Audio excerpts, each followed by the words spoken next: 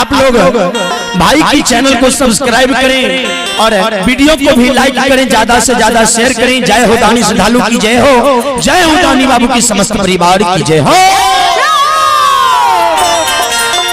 हे हो भोला बाबा भंडार का भाई हो।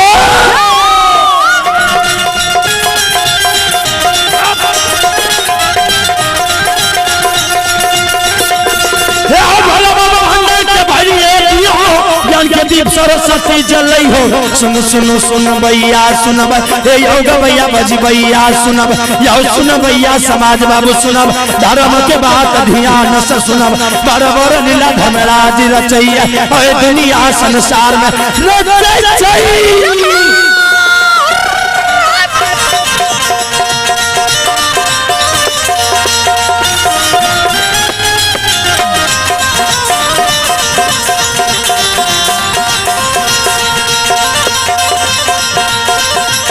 भगवान सभी श्रद्धालु की मन की मनोकामना पूर्ण करें। बाबा भोले भंडारी भंडार भरे रखें। जय हो दानी दाता की जय हो, जय हो दानी बाबू की समस्त परिवार की जय हो।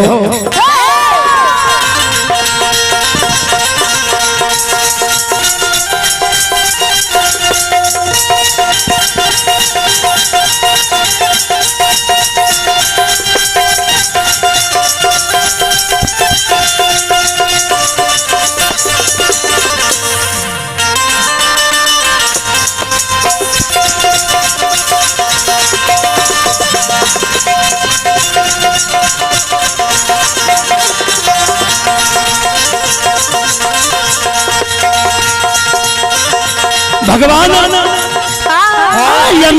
मुकमा गहबर में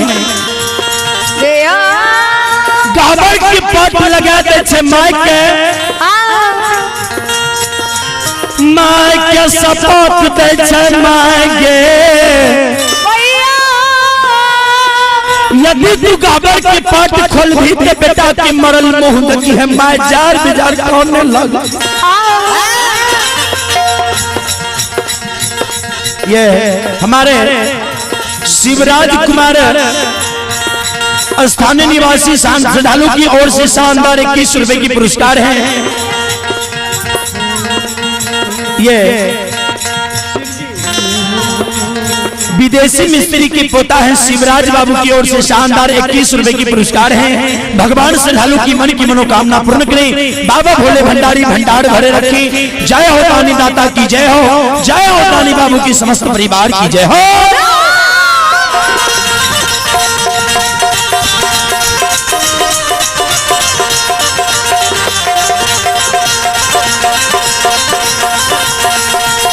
हे हो भगती के बस भगवान बस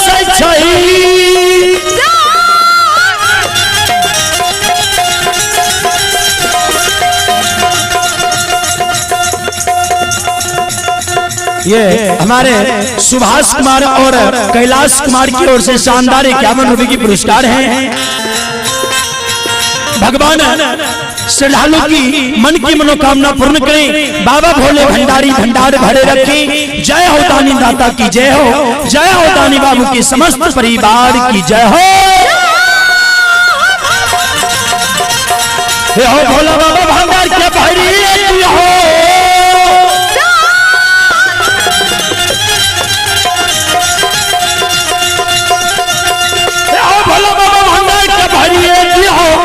सुन सुन भैया सुनब, हे योग भैया बज भैया सुनब, यो सुन भैया समाज बाबू सुनब, धर्म के बात ध्यान से सुनब। बड़ बड़ नीला निर्मोहिया रचैया दुनिया संसार में रचै।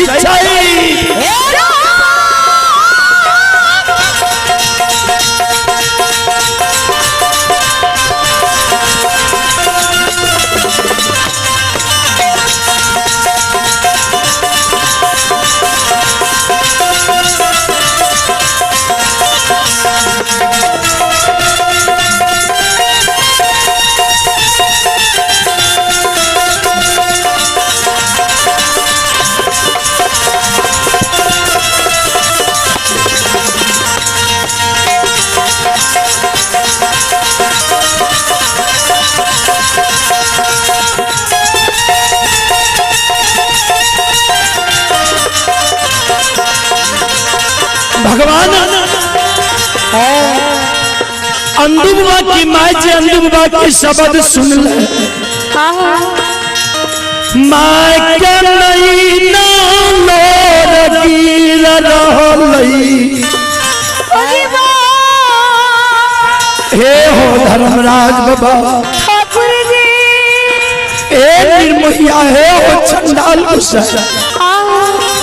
आई ना यो लोरा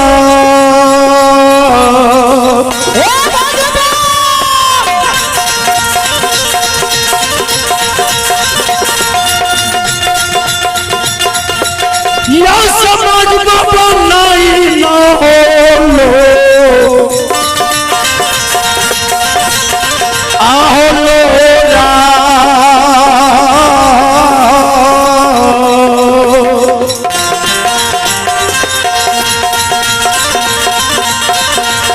हे हो रैया यमा के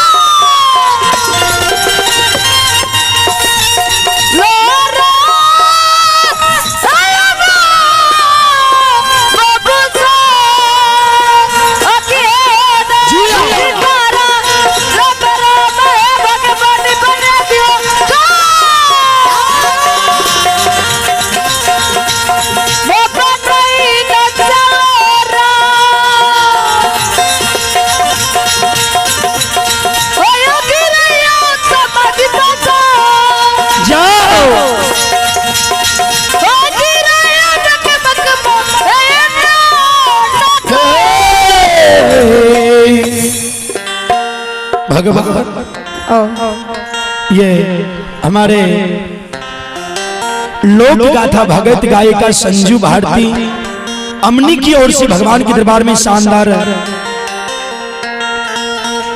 बड़ी उदार दिल के साथ भगवान के दरबार में शानदार 101 रुपए के पुरस्कार हैं।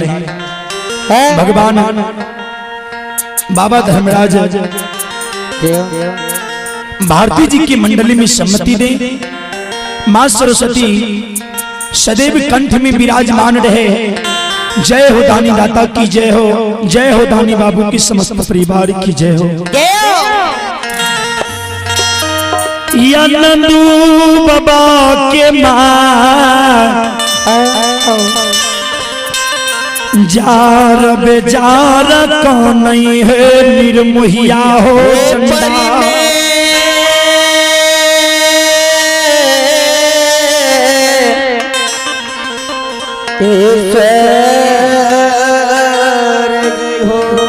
बेटा सपोत दे दिलकई बेटा गहबर में बिना यान बिना जाल के नंदू गहबर में खटबास ललकई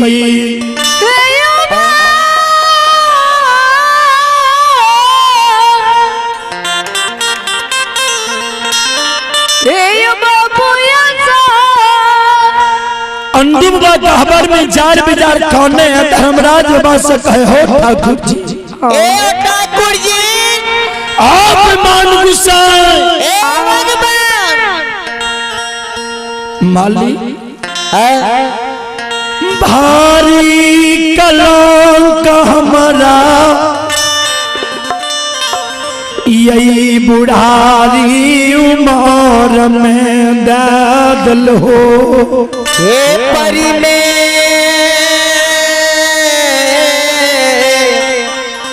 ईश्वर जी हो।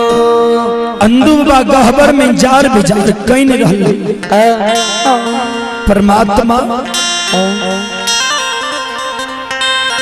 कते जाके मालिक सुत गेल हो। हे धर्मराज बाबा ठाकुर जी हाँ जागियो ये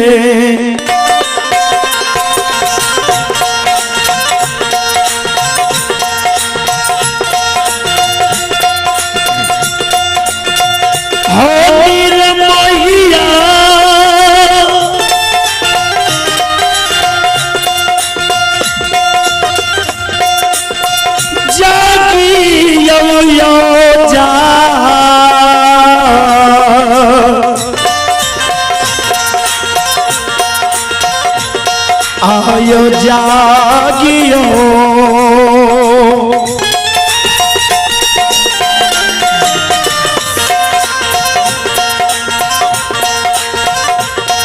हे हो बता बाबा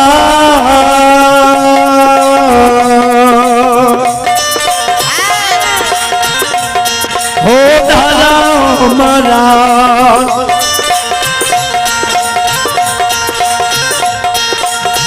जागिया कुमा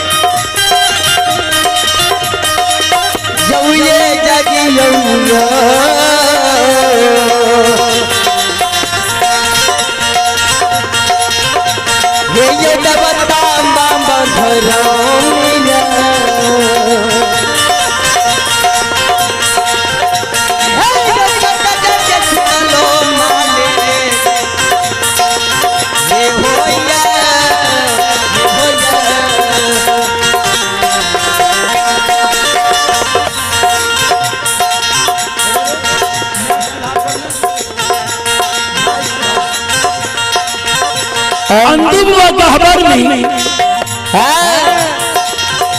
जार विचार करने धर्मराज के सुमरे हो ठाकुर जी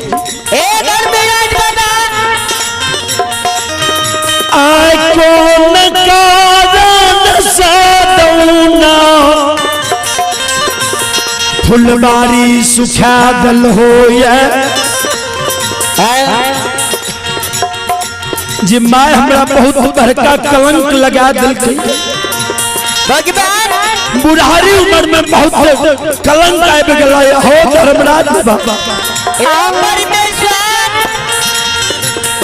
आदौना के विरोग में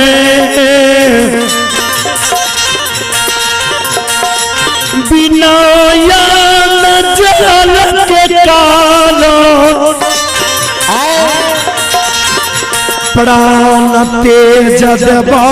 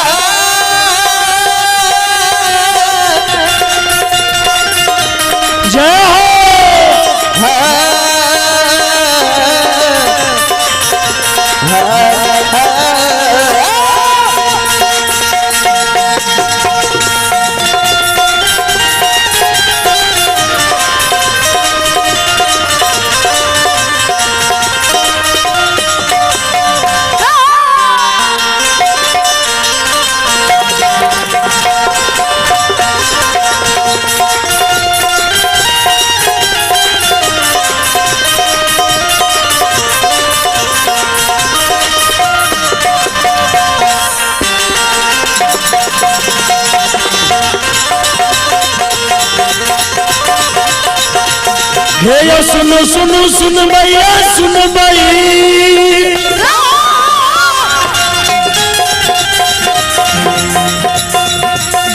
ये आप भगवान के दरबार में श्री ठाकुर जी के दरबार में बबुआ मनखुश कुमार की पूजनीय माता जी हैं। ये मनखुश कुमार की माता जी की ओर से भगवान के दरबार में गोपालपुर की ओर से शानदार 51 रुपए की पुरस्कार हैं। भगवान माता जी की लंबी आयु दे, भगवान भवसागर की नैया से पार उतारे। जय हो दानी श्रद्धालु की जय हो, जय हो दानी बाबू की समस्त परिवार की जय हो।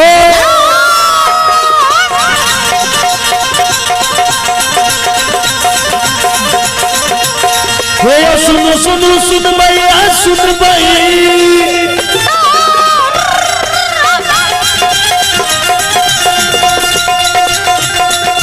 सुनो सुनो सुन भैया सुन भैया बज भैया सुनब या सुन भैया समाज बाबू सुनब, धर्म के बात ध्यान से सुनब। बड़ बड़ लीला धर्मराज रचैया है दुनिया संसार में रचैया, गौरवी के गौरव तोरिए दैया, सती के साथ पालन करे छै।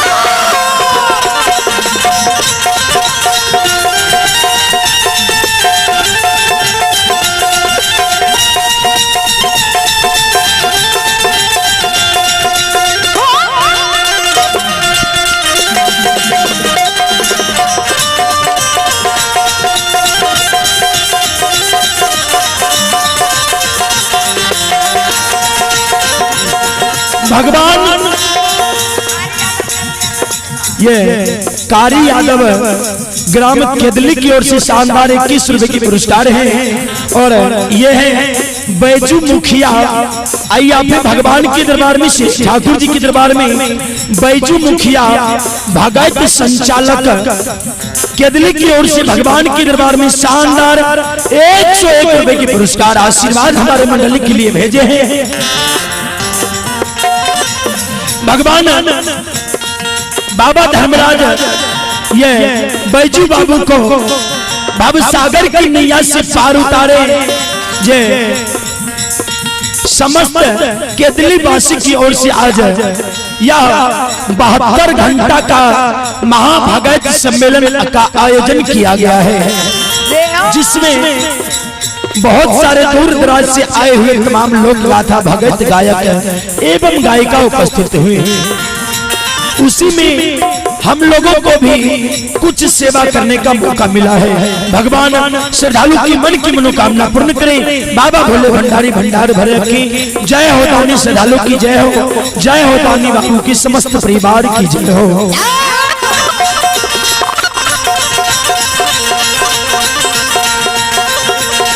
ये मैं भगवती के कहना थान के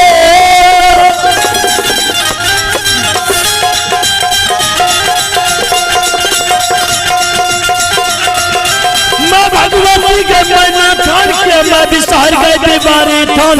बाबा का रूप पूरा योग्राम, माँ गंगा गए मानसी घाट, माँ कत्यानी धमारा के घाट, माँ उग्र तारा के महिषी धाम, 64 योगी मतस गंगा धाम, माँ चंडी का विराट पूरी ग्राम के।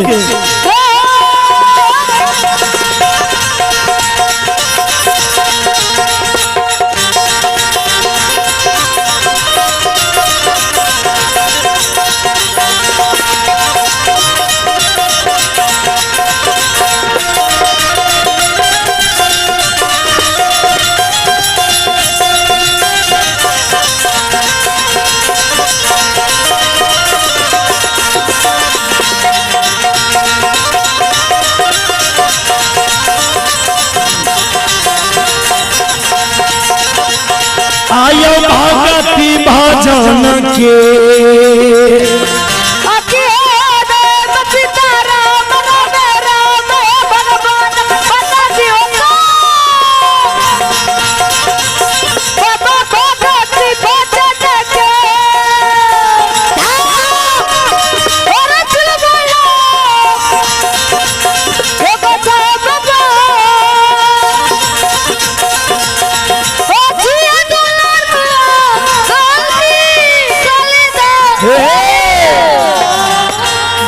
भगवान भक्ति की बस भगवान बसैया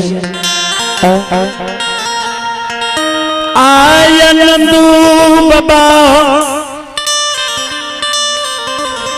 गहबर में जार बेजार कानई छई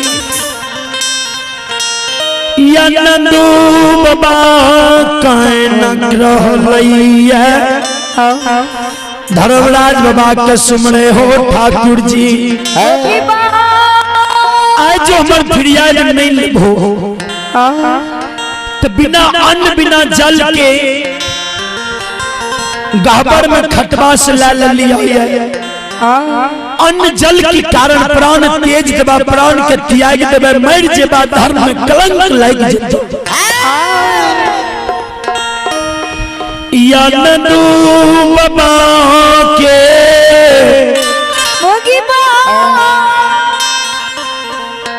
कानब में धर्मराज बाबा भगवान के लीला लग जाय छई हे परमात्मा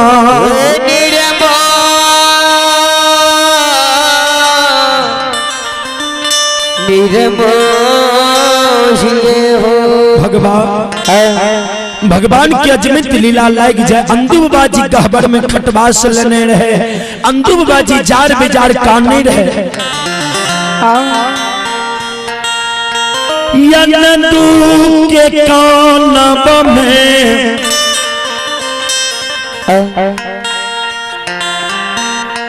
सतलोक में धर्मराज बाबा सदा लगा के सतपूरक विलास में भगवान बैसल रही परी में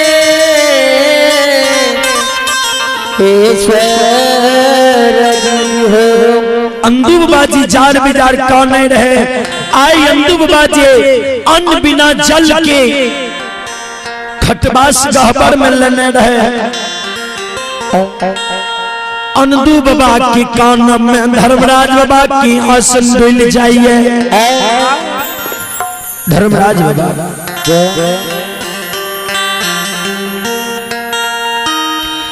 ठाकुर जी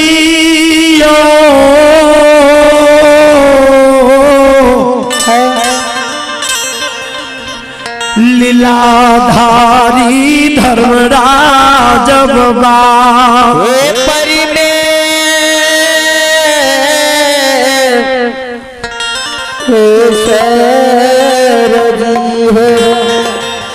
धर्मराज बाबा की जी आसन डोल गए महावीर जी से कहे बजरंग बली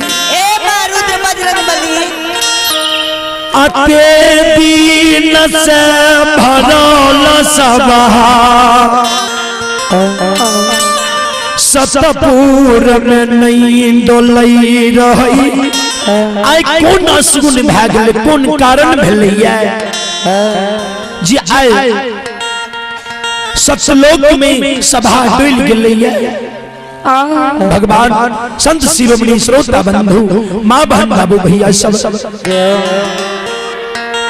धर्मराज बाबा महावीर जी से कहे बजरंग बली सतलोक में सभा डोल गई कौन भक्तराज के कौन दुख विपद आपत्ति विपत्ति आबि गेलै जे किनके सुरता से आए सभा डोल गई महावीर जी यंतरद्यामी भगवान धर्मराज बाबा से कहे सरकार एना अब को ना पता चलता है धर्मराज बाबा कल के महावीर जी सुनो चल जा मुस्या पैगंबर की द्वार ओकरा अपने आदर सत्कार से बजा लानू अहुन की पतरा में उच्चारण करबे जे कौन ऐसन भक्तराज के कौन दुख विपत आपत्ति आबि गेलै है, किनका कानब से है सभा डोल गेलै है। बाबा यौ लागलैयो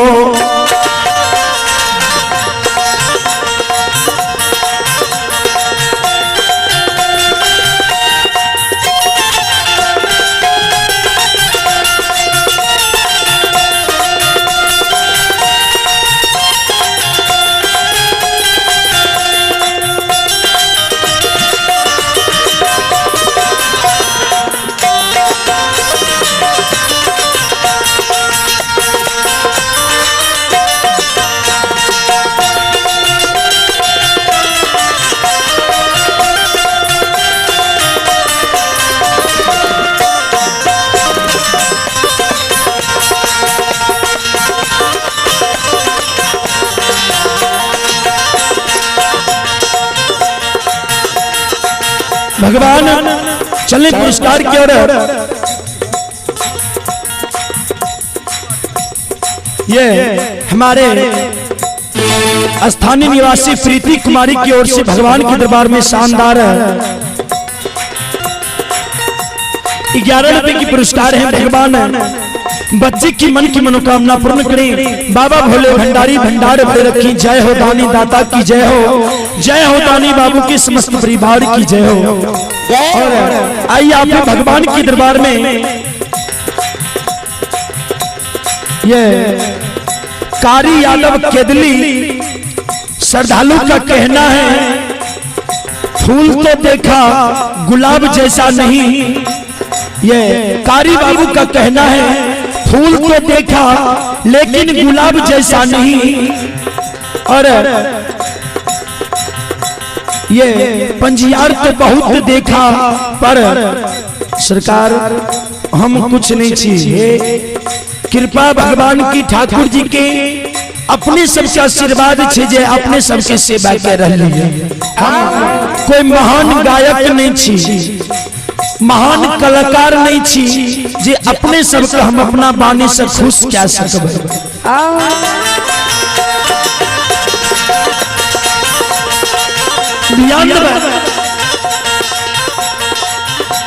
महावीर जी माया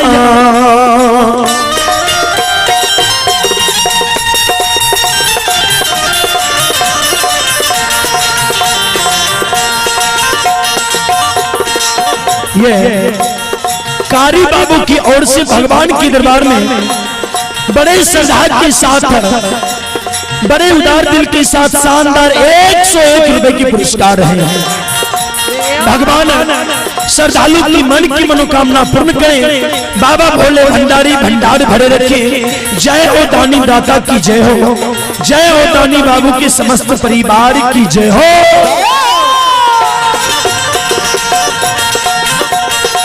मायायो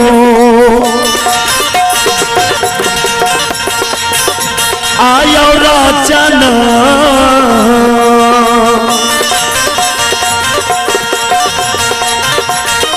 राचै छैयो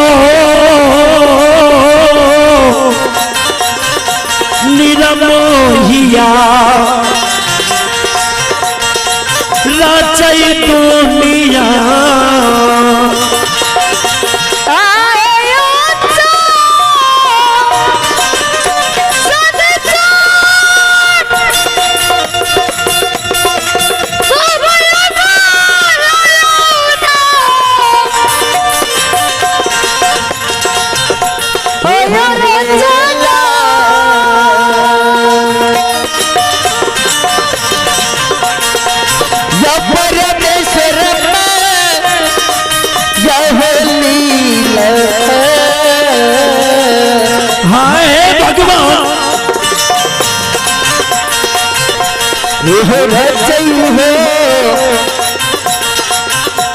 धर्मीराजी बाबा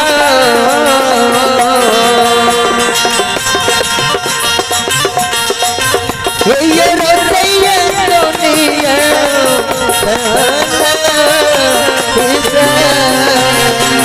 भगवान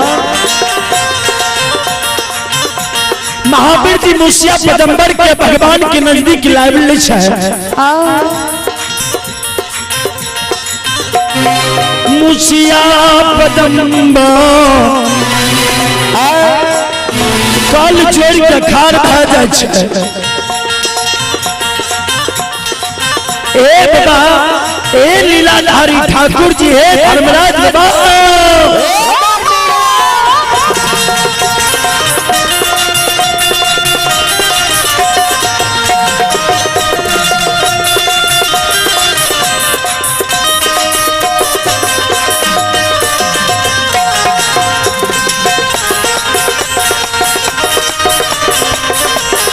हेलो हेलो हेलो आदरणीय हमारे ग्रामीण सज्जन वृंद, तमाम हमारे जगकर्ता महोदय,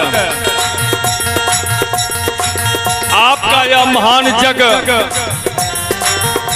आप जगह स्थल पर पधारे हुए तमाम सज्जन वृंद, माता बहने, नन्हे मुन्ने बच्चे बच्चियां देख रहे हैं।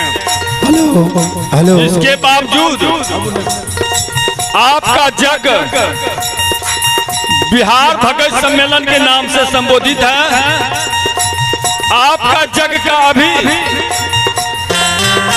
पूरे बिहार में जो लेब को खुला रखे होंगे वह देख रहा है कि केतली में महान जग भगत सम्मेलन का आयोजन चल रहा है। यह आपके बीच जो लेब लगा हुआ है, हर घर में लोग देखते होंगे बैठे बैठे जो केतली में महान जग आयोजन चल रहा है। और इस समय खगड़िया कंजरी से गौतम पंजार का भक्ति सुन करके सभी घर बैठे लाभ उठा रहे हैं। धन्य है जगकर्ता महोदय, धन्य हमारे इस केतली की समाज। चलिए गौतम जी, धन्य है आप प्रसंग को आगे बढ़ाइए।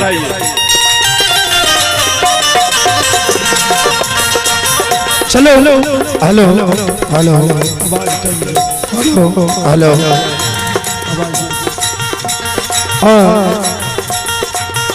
हम आग्रह करब जतेक भी श्रोता बाबू छियै, हेलो अभी अपने सब सुनलो ये हमर परम पूज्य गुरुदेव भक्ति समर्पित जीवन दानी अध्यक्ष, ये जीवन दानी अध्यक्ष हमर गुरुदेव एहि द्वारा लिखाबै कि हमारा क्षेत्र में जिस सम्मेलन है सम्मेलन के अध्यक्ष यानी भक्ति समर्पित अपना आप के परम पूज्य गुरुदेव धर्मराज बाबा के समर्पित करने भक्ति में लीन है के द्वारा गुरुदेव के नाम भक्ति समर्पित जीवन दानी अध्यक्ष बाबा श्री सत्यनारायण पजियार राखल लिखी है। गुरुदेव के मुखारबिंद से अपने सब सुन लो जे नेट के जमाना में दूधू को मोबाइल जी लागल है, नेट के माध्यम से पूरा संसार देख रहा है जे आज ज्योति बाबा के धाम में केतली में बिहार राज्य भगत सम्मेलन भा रहा है।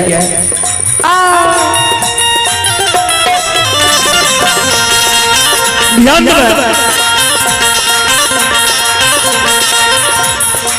अंधुबुआ के कानन में मुसिया पदम्बर के लाभ लगे, मुसिया पदम्बर आसन लगा के बैस गए आ जान पर पोथी पतरा के उल्टा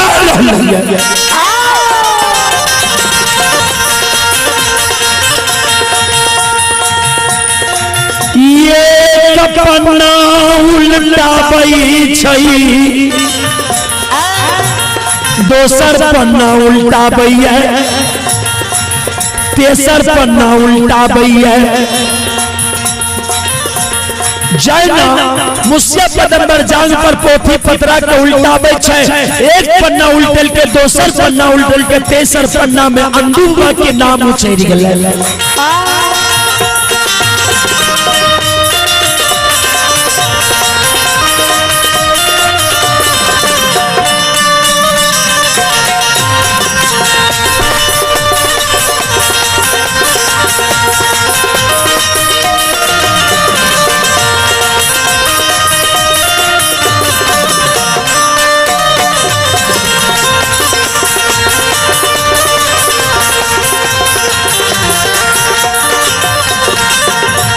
यंदुआ के जी नाम उचार गए मुसिया पैगंबर कहल के ठाकुर दिया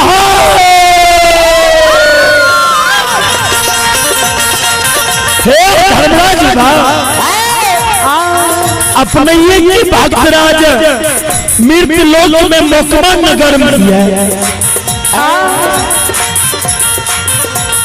मोकमा नगर में यंदुमल जे यहाँ के परम भक्ति है भक्ता पंजियारी है धर्मराज में उनकर दौना फुलबारी सुख के जारन भेल छा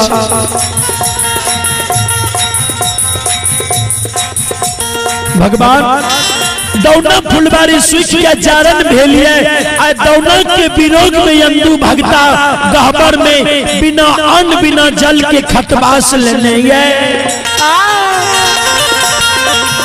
सात दिन सात रात अंधु के बीत रही है अन्न के बिना अंधु प्राण के तेज रही है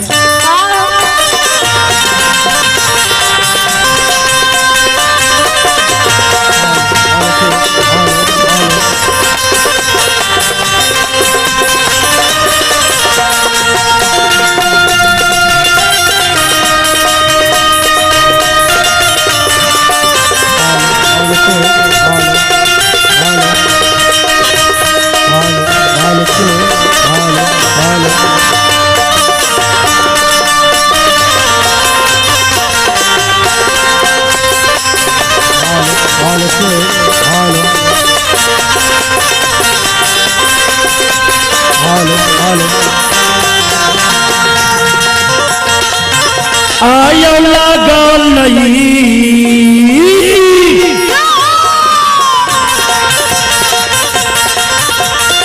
या निर्मैया हो लागल नहीं हो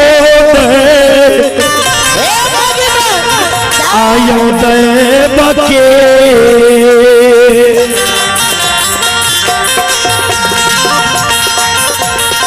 यज में तलीला सुन भैया बाबा फिर राम के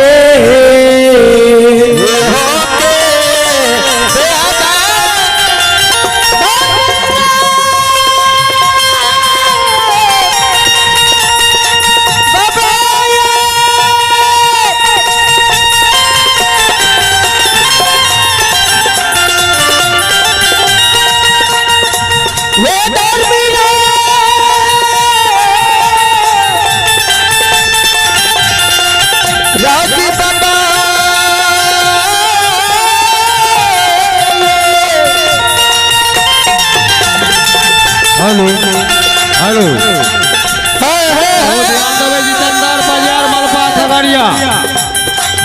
ध्यान दबे जितेंद्र पजियार मलपा खगड़िया अपना मंडली के साथ पंडाल में प्रवेश करियो। हेलो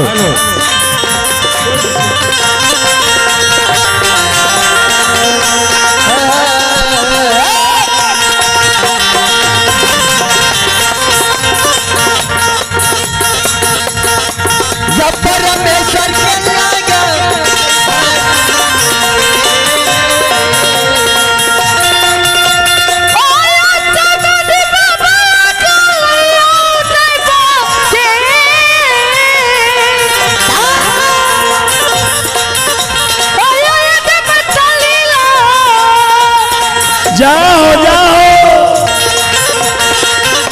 ये समाधि बाबा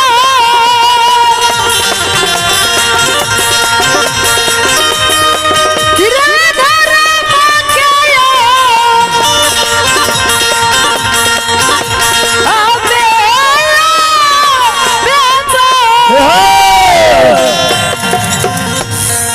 भगवान अंदुबा की नाम जहना धर्मराज बाबा सुनई है धर्मराज बाबा महावीर जी के कही बजरंग बली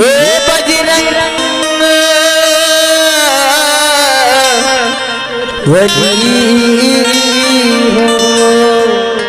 चलू चलू आई अंडू मुकमा में गहबर में प्राण तेज रहलैया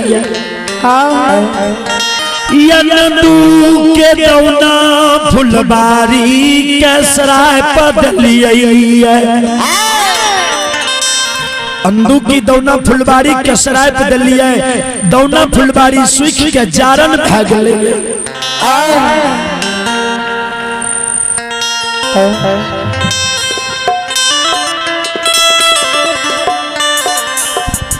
हेलो, एक आवश्यक सूचना है। हमारे सुधीर साउंड से कहना है टेंट हाउस से, जो कृपया करके आधा घंटा हो चुका है, कृपया करके आप माइक को बात सुनते हो सुधीर बाबू, तो कृपया करके 10 कम्बल और 10 दर्जी और 2-4 सभ्यता लेकर के तुरंत अभिलंब चाहिए। हमारे परिवार बाबा सभापति सब आए हुए हैं, कष्ट हो रहा है, इसलिए आवाज सुनते ही जल्दी आने का कष्ट करें। धन्यवाद। चलो पजियार बाबा के भी अलाउंस भए गेल, कुछ देर समय देखियो आवाज फंस गेलै। भगवानो गाबै के मौका तनी गो दिए तब ने लोग के भेल कहे में कुछो लागे छै। जखन पजियार घर से निकले छै वह समय में देखलक कहलक चल देलक गौतम पजियार दही चूड़ा खाए ध्यान लोग या कहलक जे चल देलको गौतमा पजियार दही चूड़ा खाए लो ऊपर का छाली। बाबूजी तो गावे वाला के पता चले छे पजियार के न पता चले छे। आ वैसे कहना यो जायज छे, कहबे किया तो भक्तिया के एगो फकरा भेलैया। भक्तिया जखन घर से चलत तखन देखियो ओकर वेशभूषा। कल के भक्तिया चले में सुंदर, खाए में टुगर, सुते में सुगर। ध्यान देबे, भक्तिया के 3 गो प्रमाण छे। जखन घर से चले छे तो एकदम कुर्ता बंडी लगा के चले छे, बिल्कुल अपने ही जैसा। ध्यान देबे। ओई के बाद खाना खाए के कखनो खाए छे, कखनो लागल माय बाप ने मर गेले वह सामान ही जे खाए के। आ सुते में गायब के जब हटले त कने के घुसेते ई नाल वाला, कने गाड़ी में घुसते, कोरस गावे वाला कने लार में पुआर में घुसते। कहने मुश्किल है बाबूजी।